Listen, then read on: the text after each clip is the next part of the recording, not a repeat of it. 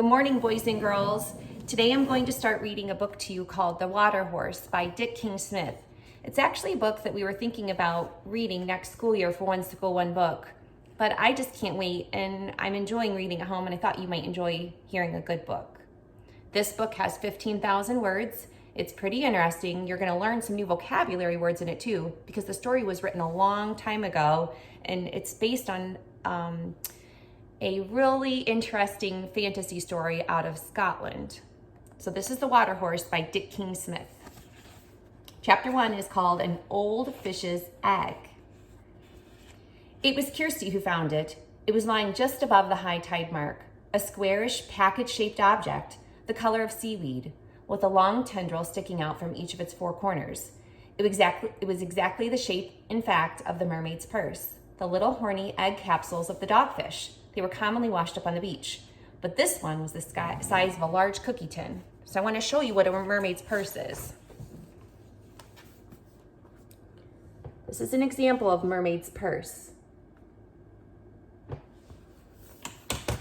And Kirstie just found one. "Look what I found," she said. "Come quick and look." In the small hours of March the 26th, 1930, a great storm struck the west coast of Scotland. The huge seas that it had whipped up smashed against the foot of the cliffs, and the tigerish tempest ran up the face of the cliffs and grabbed a small white house on the cliff top with its jaws. The house quivered and shook in the teeth of the wind, and Kirstie, waking in a sudden fright, was sure that the roof would fly off. Do you see the house at the top? The noise of the storm was fearful. Angus will be terrified, thought Kirstie, so she jumped out of bed and ran to her little brother's room next door. Her mother arrived at the same moment carrying an oil lamp, and by its light they could see that Angus was sleeping peacefully, sleeping like the baby he had been only a few years before. Outside, the thunder banged and the lightning flashed. The wind roared and the rain poured. Angus snored. "Back to bed, Kirstie," said her mother. "I'll stay here a while in case he wakes." "What about Grumble?" said Kirstie. "Is he all right?" Grumble was Mother's father, who lived with them.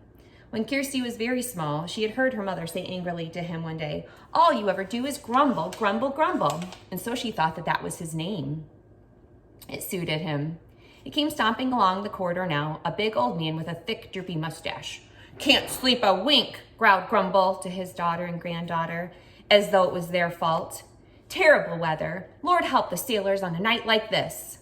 Kirstie and Mother grinned at one another, for Kirstie's father was a sailor, a merchant seaman, but at that moment his ship was, they knew, in quiet tropical waters, far away from tonight's frenzied Atlantic storm. At that moment there came a clap of thunder so loud that Angus woke and sat up in bed. "I heard a noise," he said in a matter-of-fact voice. "It's a storm, Angus," said Kirstie. "A big storm." "Going to blow the house down in a minute. I shouldn't be surprised," said Grumble. And just for a moment the wind dropped a little, and they could all clearly hear the crash of the breakers on the beach below. What would the sea throw up, Kirstie wondered? What would they find on the shoreline tomorrow? All of them loved beachcombing, even Grumble, though he pretended he didn't. And a storm like this would leave lots of driftwood for them to collect. "Back to sleep, everyone," Mother said. "In the morning, we'll all go down and see what we can find." "What do you mean in the morning?" said Grumble. "It's morning now.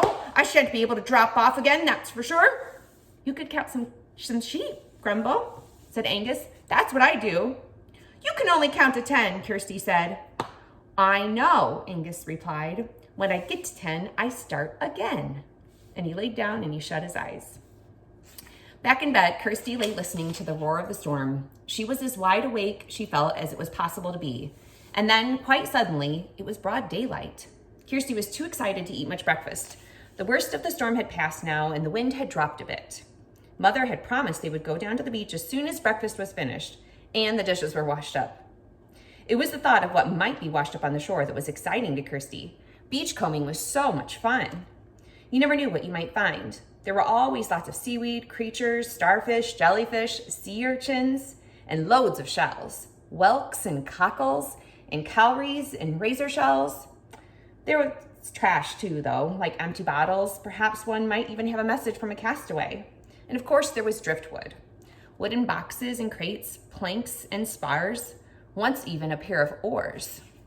and strange twisted shapes of branches, sometimes quite large limbs of trees, worn, pale, and smooth, during their long voyages from goodness knows where. With such a storm as last night, who knows what they might find? Eat up, Kirstie, Mother said. Angus never needed to be given this order. Meals, in his view, were times for eating, not for talking. From sitting up at the table and getting it down again, he only opened his mouth to put food in it. What do you think we'll find, Angus? Said Kirstie. Angus stared at her, his jaws chomping rhythmically. He did not answer. Aren't you excited? Kirstie asked. Angus nodded placidly. My egg's not boiled enough, said Grumble. They set out at last down the cliff path. Kirstie leading, carrying the little sack for putting things in, Mother following, holding Angus by the hand, and Grumble stomping along behind him with a big sack and a long length of cord to tie up bundles of driftwood. The seas were running very strongly still, and the breakers were huge, but distant now, for the spring tide had ebbed. The pebbly beach was, as always, empty of people. The only living things on it were two seagulls picking at something that lay just above the high tide mark. They flew up as Kirstie came forward. Come and look, she shouted. Come quick. What is it? Mother shouted back. I don't know. It looks like a giant mermaid's purse. I'll show you that picture again of a mermaid's purse.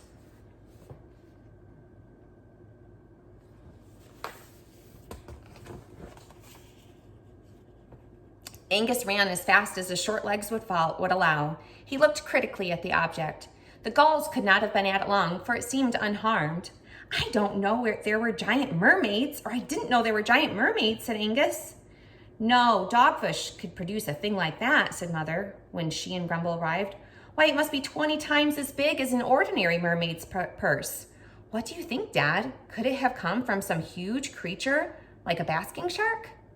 Don't ask me, said Grumble. We're here to collect firewood. Let's get on with it. The cold wind gets right in my bones. Now the author has an illustration of the mermaid's purse they found, but I think it's a little hard to see.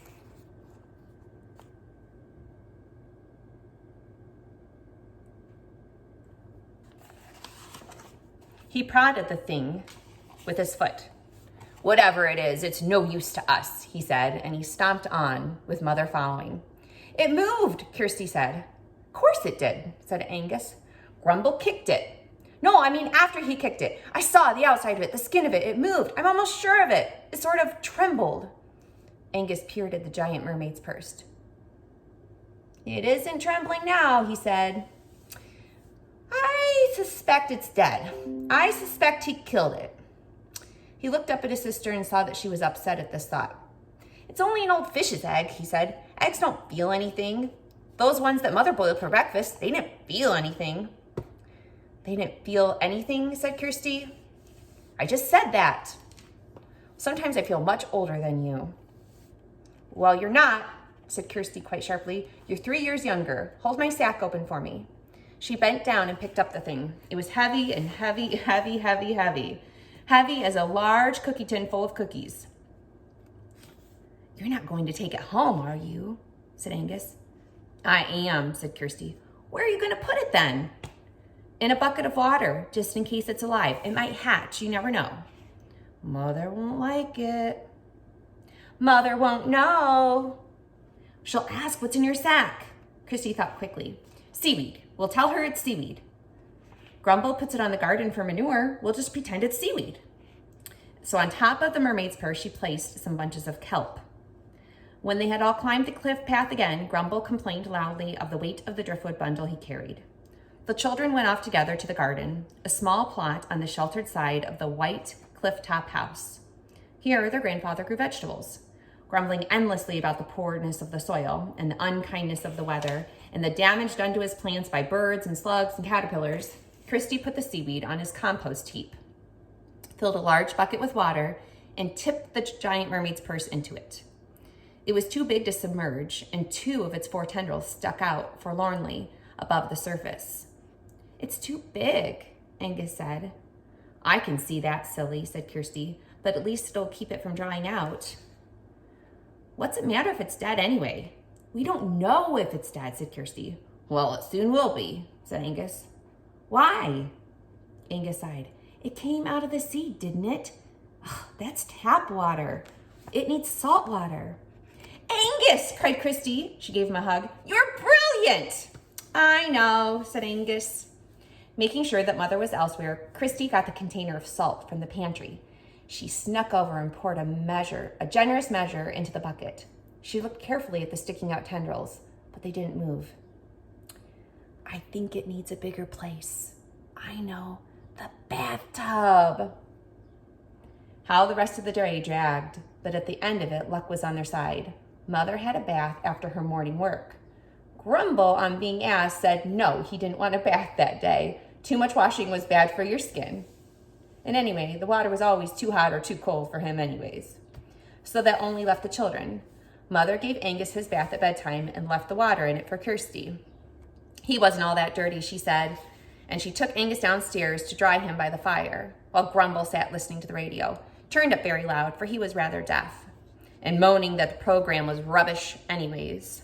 Kirstie moved fast. First, she left out Angus's bathwater. Then she put the plug back in, turned on the cold tap, and tiptoed down the stairs and out into the garden. In a couple of minutes, she was back in the bathroom.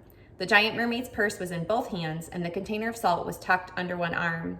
She lowered her burden gently into the water, added a little hot for luck, poured the whole contents of the salt container in, turned off the taps, and went out of the bathroom, closing the door.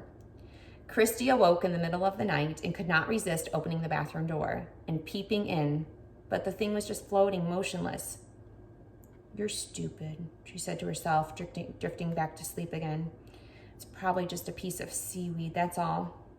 First thing in the morning, before anyone's up, I'll take it out and just chuck it on Grumble's compost heap. First thing in the morning, Kirstie went quietly along to the bathroom. She had just grasped the handle of the door when she thought she heard something. She bent down and she put her ear up to the keyhole of the door. Through it, she could hear a little splashing, like a little fish might be breaking the surface of a stream. And then a small squeaking noise, a kind of chirrup, such as a little bird might make breaking from the shell of its egg. Kirstie opened the bathroom door. That's the end of chapter 1. I'll be reading a chapter a day until we're done with this book. It's 15,000 words. Why don't you read along with me? Bye, boys and girls.